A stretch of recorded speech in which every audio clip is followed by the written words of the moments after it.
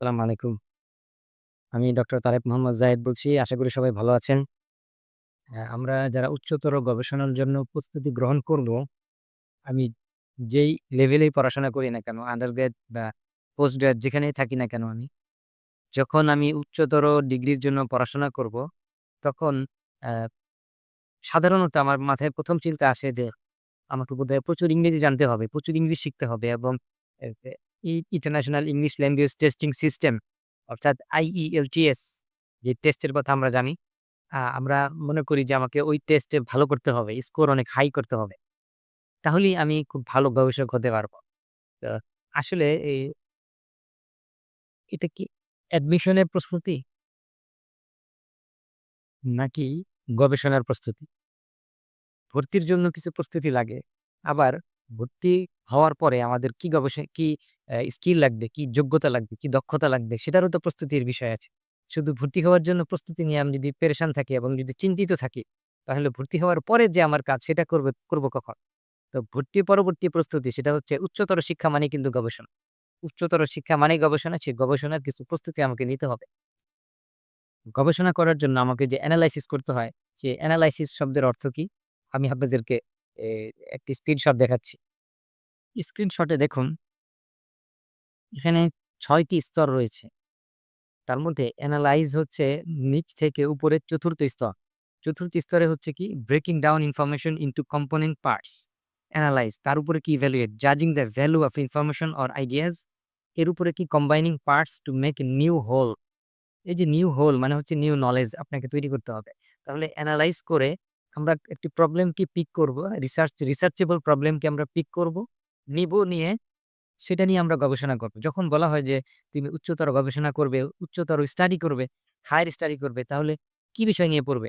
যখন আমাদের বিষয়ের চিন্তা মাথায় চলে আসে তখন আমাকে কিন্তু সুনির্দিষ্ট একটি প্রবলেম নিয়ে কাজ করতে হবে। যে প্রবলেমে আমি ভেঙে চুরে টুকরো, টুকরো করে সে প্রবলেমকে আমি বিশ্লেষণ করব যে এই প্রবলেমের আশপাশে কি আছে? সে প্রবলেম স্টেটমেন্ট বা প্রবলেম কিভাবে এনালাইসিস করতে হয় সেটা আবার অন্যরকম যোগ্যতা। তবে সংক্ষেপে এতটুকুই বলা যেতে পারে যে প্রবলেমকে এনালাইজ করতে হবে,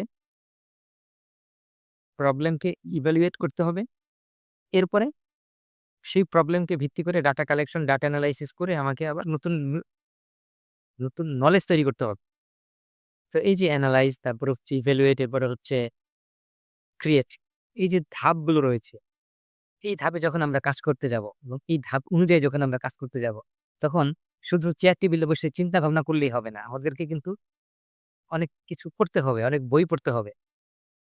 এখন দেখা যাচ্ছে যে আমরা যখন চিন্তা করি উচ্চতর গবেষণা করব, তখন IELTS এর কিছু বই নিয়ে আসি, কিনে নিয়ে আসি। আবার যদি কিছু রিসার্চ এর বই কিনে নিয়ে আসি, তাহলে কি কাজ হবে? ভাষা শেখার জন্য আপনি যা করেন, বই কিনেন, তারপরে হচ্ছে কোন এক বইগুলো কিভাবে পড়বেন আপনি রেকর্ড শুনেন, লিসেনিং এর জন্য রেকর্ড শুনেন, প্র্যাকটিসের জন্য খাতায় লিখেন। এরপরে হচ্ছে বই পড়েন, এরপরে হচ্ছে আবার লিখেন। এই যে বিভিন্ন প্রস্তুতি আছে, রিসার্চ এর বই পড়ারও কিন্তু কিছু প্রস্তুতি আছে।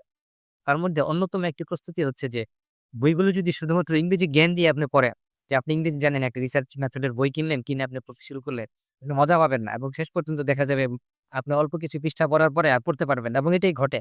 অনেকেই বই কিনি আমরা, রিসার্চ মেথড এর অনেক বই কিনি। রিসার্চ মেথড এর বইয়ের মধ্যে আসলে অনেক টেকনিক্যাল পরিভাষা থাকে। সেই পরিভাষাগুলো এমনিতেই আপনি ইংরেজি জ্ঞান দিয়ে চিনে ফেলবেন তা কিন্তু না। এটা অনুবাদ করে বা ট্রান্সলেশন করে আপনি ওই সকল পরিভাষাগুলো আপনি ধরতে পারবেন না। কারণ প্রত্যেকটি পরিভাষার পারিভাষিক অর্থ আছে। এই পারিভাষিক অর্থ কিন্তু আপনি ল্যাঙ্গুয়েজ এর মিনিং অর্থাৎ ট্রান্সলেশন করে বা ডিকশনারি দিয়ে আপনি বের করে পড়তে পারবেন। তো এখন ওই পরিভাষাগুলো কিন্তু আবার প্রায়োগিক দিক আছে। অর্থাৎ কোন কনটেক্সট এ কি অর্থ দিচ্ছে সেই জিনিসটা আপনাকে বুঝতে হবে। তো যাই হোক, অধিকাংশ রিসার্চ মেথড বইয়ে যেটা আমি অভিজ্ঞতা আমার সেটা হচ্ছে যে কোন এক্সারসাইজ থাকে না। হ্যাঁ? এক্সারসাইজ বলতে কি? যেমন ধরেন আপনার মনে আছে যে রিডিং কম্প্রিহেনশন এ IELTS পরীক্ষায় যে রিডিং কম্প্রিহেনশন থাকে।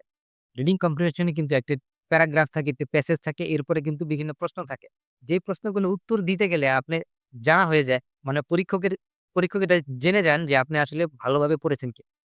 অনুরূপভাবে রিসার্চ মেথড এর যে অধ্যায়গুলো আছে, সেই অধ্যায়গুলোর শেষে কোনো এক্সারসাইজ থাকে না। ফলে পাঠক হিসেবে আপনি নিজেও জানবেন না যে আপনি আসলে ভালোভাবে বুঝেছেন কিনা এবং আপনাকে যে পড়ার দায়িত্ব দিয়েছে সুপারভাইজার অথবা আপনার কোনো টিচার বা প্রফেসর আপনাকে যে পড়ার দায়িত্ব দিল, তিনিও বুঝতে পারবেন না দিন শেষে যে আপনি আসলে এগুলো বুঝেছেন কিনা। কারণ সেখানে কোনো এক্সারসাইজ নেই। তাহলে যেটা এখন আমরা করতে পারি বা আপনি যেটা ভাবতে পারেন যে এক্সারসাইজ থাকলে ভালো হয়। আমার কাছে মনে হচ্ছে। এখন আপনি কিভাবে এক্সারসাইজ ছাড়া এই একটা বই শেষ করবেন? এর জন্য আমার মনে হয় যে আপনাকে অবশ্যই কোনো একটা জায়গায় স্টাডি করতে হবে। স্টাডি সার্কেলে আপনাকে বসতে হবে। কোনো সিনিয়র ফ্রেন্ড অথবা হচ্ছে সিনিয়র টিচার বা কোনো একজন প্রফেসরের সাথে থেকে অথবা কোনো একটি এই বিশ্ববিদ্যালয়ে যে রিসার্চ মেথড এর কোর্স আছে সেই কোর্সের থেকে আপনাকে করতে হবে। অবশ্যই কোর্স আউটলাইন আপনাকে থাকতে আপনার সামনে থাকবে। কোর্স আউটলাইন থাকলে আপনি তখন এগুলো করতে পারবেন।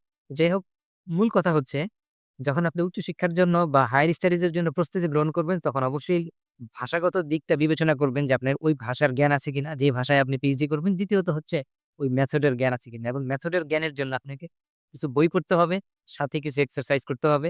যদি এক্সারসাইজ সহ কোনো বই না পাওয়া যায়, আমার মনে হয় যে কোনো একজন প্রফেসরের সাথে থেকে তার সাহচর্য থেকে আপনি কোনো একটি পড়াশোনা করবেন।